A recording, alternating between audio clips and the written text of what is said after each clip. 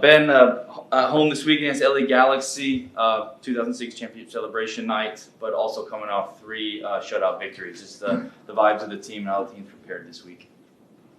The vibes are good, as you would expect, with a group that's in good form, but not too good. And that's the kind of trick, and making sure we're very humble right now and hungry and understand what's gotten us to this point. And it's been collective efforts. It's been a real defensive commitment from everybody, and we've been efficient on the offensive end. And they're in a good place, but again, LA is you can see themselves finding who they are, in particular with some of the new additions. And I think they're a different team. They're always a handful. They're unpredictable in some of the build process for them, and they have high quality players. They can hit you in transition. They're good with tight spaces with a lot of numbers in the middle. They put a lot of numbers on your back line, so they have good box presence. This will be a very tricky game. I think so. Start with Danny. Yes, Coach. What did you balance the moment that you think, good position, the expectative, the fun? What did you balance? How do we balance kind of this moment? I guess I said it, with humility and hunger. And again, if we don't have those two things, I think we'll struggle. This group is experienced. There's a lot of miles over there, a lot of games, and I think they have a good mentality and not getting too high or low right now. So I think they understand the opportunity in front of us, that a game at home against a good opponent, with one eye on Vancouver and St. Louis. So it's a very, very tough week, and we're going to need everybody. So, but we'll try to tackle LA first. Thank you, Michael. Anything? All right, we'll go to Dustin. Go ahead, Dustin. Hey, Ben. Dustin. Hey, I know there's been some talk this week about the striker position. Not getting too much into that, but how do you feel Duncan is coming along in integrating to the team? And do you also see Bogusz as a possibility playing as a 9? We've looked at Bogusz a little bit at training and maybe even some periods of games where he's a 9. We know he's done that before for LAFC and kind of more of a false 9 role. We know he's a guy that can threaten behind and do that role. Duncan's a true 9, and we brought him here to play that position. And I think he's come along, to your original question, very well. He's a kind of in a situation where we're winning, and it's hard to kind of change things when you're winning games in certain positions. But he's knocking on the door, and I think he brings some different qualities that we need, and I think he's going to be a big piece for this club for the rest of the year. Thanks, Ben. Alex, go ahead. Yes, Coach, good morning. How are you? Can you hear me? Yep. Coach, you won't be available for this match. Talk to us about Juan Guerra. You brought him in. He seems to be well versed in all of this, but I'm sure you have confidence in Profe Guerra. One of my few strengths is that I know I only have a few strengths, and I need to get really, really good people around me. And Juan is one of those. I've been thrilled with him from day one. The second we had a chat about the game, we saw things in the right way before he even entered Houston, and it's been fun working with him. It's been fun watching him grow, both from his on-field presence, him evolving tactically, and also he's a guy that can also help me with relationships. He's bilingual. At this point, he's having to be trilingual because we have so many Brazilians. And again, I can't say enough about how he's progressed. And I hope very soon he's leaves me and becomes a head coach in this league, because I think he's that good. But it's not just one. It'd be silly not to mention, again, Kenny and Ezra and Marcelo Santos and the guys that have come up through the D2 program that have also helped me, and Preston Burpo's done, I think, a fantastic job with Bundy this year. Bondi this year, and it really is. I think Bondi's playing his best. He's playing his best stuff since in his career. I would argue. So I'm supported very well, and I'm thankful for it. Coach, one quickly, you mentioned Marcelo on the coaching staff, but tell us about the new defender, Marcelo Sarachi, joining the club. Maybe the path of him joining, and when do you expect it to maybe hit the field? Cello and cello is how we are differentiating it. He's been great, and he comes with a heavy resume, a guy that's been in a bunch of different leagues and has so much experience, but he's not been playing a lot of games recently. So he's in this preseason mode, and how to get him game minutes, but also build fitness is something we're dancing with and trying to find the balance, especially with a lot of games and in some ways a thin back line. Coach, thank you for your time. Good luck. Herman, go ahead. Hey, man. Talking about Cello, I'm assuming Anali takes a spot on the bench now, and we can see him as a sub. Is that the plan, or? That's what you're assuming? Yes, but I'm asking you to. I don't have any answer for that. Yeah. He is a left back, yes, and I can give you that much. He plays left back, and right now so does Lawrence Anali. So we always try to build competition. Obviously, Lawrence has flexibility in where he can play, and he's been kind of adapted from a more advanced offensive position.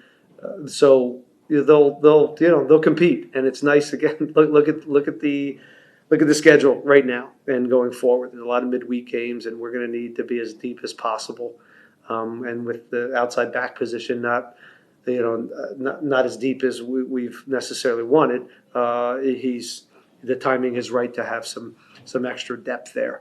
But he's a good player, and he's Uruguayan, and I've always loved Uruguayans. I love the mentality. To me, it's similar to some of the Argentines that come here, and they adapt very well, and they got a nice fire in their belly, and they're competitors. And I'm looking forward to seeing him get on the field.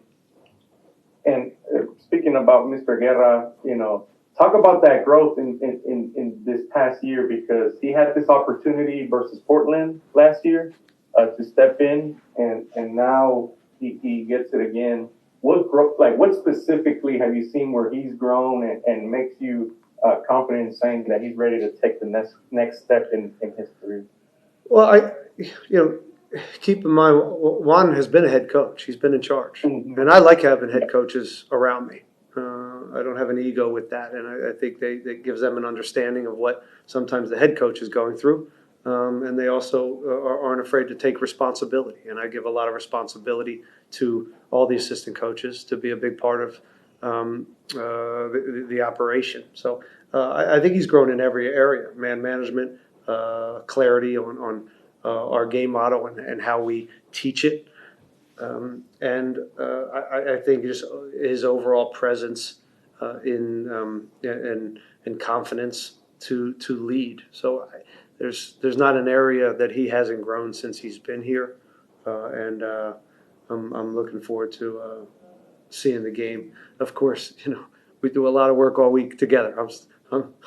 I'm still here all week, and we're working, and we prepare the team as best as possible in the same way as we do every week. And then I got a lot of faith in the group around me. They'll do a great job, as they've done in the past when I've gotten in hot water. And my last question is, Hector Herrera, it's the second time he shows us the behind the scenes post practice, a little steak, get together, a little carne asada. What can you tell us about that? How do you know about that? So Hector Herrera socials. Oh, Herrera. It's the second time. Yeah, it's the second time we posted. Tell us about that. This is a good group, man, and Yeah. they really like each other. They really are in a good place, and they enjoy each other's company, and having a barbecue is part of the our culture in America, but it's also a big part of the Argentine culture and the Brazilian culture, and it's something they like, and they seem to be able to handle that and continue to win games. And I love it when I see a group together from all over the world enjoying each other's company. That means a lot to me as a coach, as a leader, and someone that cares for these players. So, winning helps. Winning also helps some of these types of things. But it's a group that in some ways reminds me of the first 2 years when they could enjoy themselves, they could play free, and they had a winning mindset, but they enjoyed each other. Good deal. Thank you, Coach. Best of luck tomorrow. Okay. All right, Jesus, go ahead. Hi, Ben. Can you hear me? Yep. Over these last 4 games, last 3 games, 3 points in each, would it be fair to say, obviously you're impressed with the whole team, but I want to hear about the defensive side, especially that back line. Do you feel you're set with that back line and the work that they've done? And has that been the most impressive part of this team over the past 4 games? I think they've been good, but I think it's too easy to say that now. With all the preparation that every team does now collectively from pressure, your central midfielders and the roles that they have, the responsibility of wide guys and what you're doing on the other side of the ball, what you're doing on the strong side, and what our principles are, and how much work it is for everyone to be a good defensive team. I think it's hard to just isolate them. I think they've done a great job. I think Lucas has come back strong. Resch continues to play at a high level. Lawrence is, again, always kind of a little bit out of position in this left back, but you see him growing every week into this and embracing it. Felipe's, as I said, he's an animal. So, yes, they've been good. But, again, what Hector did the other day to occupy space against one of the best players in Gil and help that out was also a part of that shutout. And what Artie does, and Ponce, his front press, and Guilherme as a superstar who's scoring goals and buying into his role without the ball. I can't isolate them. It is always about the collective. But yes, and you need a few saves from your goalkeeper as well. And so I'm not trying to skirt the question. I like to think of it as a bigger picture. Hey, Zeus, just 1 sec. We're going to grab a question from Selvin and Sam. We got to leave the room here in 3 or 4 minutes to get a dash player in, but I'm just going to, we'll go to Sam and then Selvin, and if we have time, we'll come back around. Sounds good. Hey, hi, Ben. Hi, Sam. Yeah, yesterday when I saw you, I can feel that winning aura coming from you. I can really feel it. 3 straight clean sheets, 3 straight win on the bounce, and your defense line have done, pretty good work. When you look at that defense line, what specifically pleases you about the way they have performed in those 3 key games that you saw them play and kept clean sheets? Are you talking about the back 4? This is a back 4 question? Yes, sir. Yeah, I just kind of at length danced through that, Sam. The box defending has been good, and I think, their active defending has been good. Repress being in good moments up the field as we attack. Their focus has been high. I think they've done a good job with open balls, limiting space in behind. dealing with wing progressions and the channels. They've done a lot of good things. But as I said before, Sam, this is a collective. This is everybody doing this together. And there's, on the defensive end, it's about connection right on through the group. And that's where that I'm most proud of them. LA's a different animal than what we just addressed. A lot of those teams had big strikers, big powerful strikers that sometimes are not easier to deal with, just different. There's a lot of interplay and a lot of interchanging with central numbers with LA, and that poses a lot of problems for center backs and holding midfielders. So that's something we got to really kind of work on and communicate through and make good decisions, because they're very, very tricky in those moments. All right. Yeah, Sam, despite all the, Sam, one more, quick one. Go ahead, Sam. Go ahead. All right. Despite all the concerns you have about LA Galaxy and where they are or whatnot, there seems to be something special that Houston bring when they play Californian teams. 4-1 earlier this season against LAFC, 1-1 away at LA Galaxy. I mean, can you tell us what excites Houston Dynamo when they see Californian teams? I don't know, Sam. That's a good question. That's a good question. I hope it continues. But again, it's that doesn't it doesn't. We don't bank on that. We bank on preparation and making sure we're ready. And again, hungry to move up the table and with a real respect of our opponent and what they're going to bring. I think this is a new Galaxy team as they start to build with more guys and more profiles. With Lozano, the forward coming in now, I think they're starting to. I anticipate them having a good second half of the season, but hopefully they delay that. All right, I wish you all the best. All right, thanks, Sam. Thanks, Sam. All right, Selvin, last one from you. What can we see from the Houston Dynamo knowing that playing at home is a good advantage? Only 2 losses this season.